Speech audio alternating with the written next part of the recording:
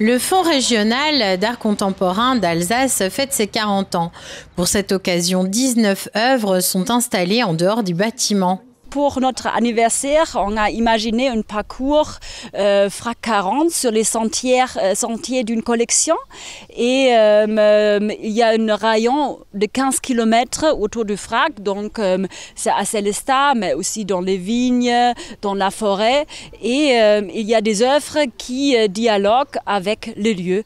Il y a des œuvres de la collection qui sont présentées à l'intérieur ou à l'extérieur.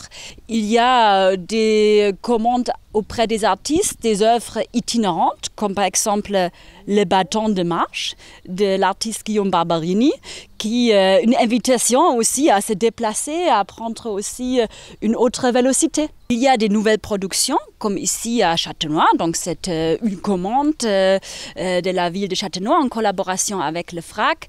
Le but est de découvrir ou redécouvrir le lieu. La commune de Châtenois a voulu mettre en valeur ses remparts.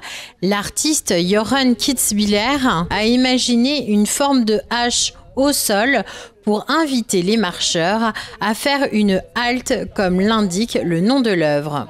L'hache, pour moi, c'est une signe, un idéogramme, et c'est aussi une forme très sculpturale.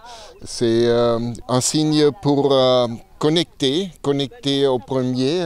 La première connexion, sont les hommes sur ce chemin qui se rencontrent, et aussi des connexions entre les deux remparts ici, et aussi entre le vignoble et l'église, entre la montagne, il y a le Hannenberg ici, et la plaine entre les Vosges et Forêt-Noire. Oui, après cela, c'est un signe aussi entre les pays voisins.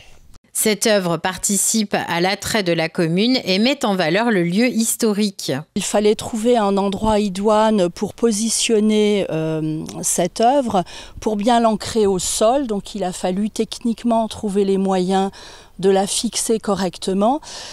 Comme c'est un lieu qui vit, notamment lors de la fête des remparts, il faut aussi permettre le passage des véhicules.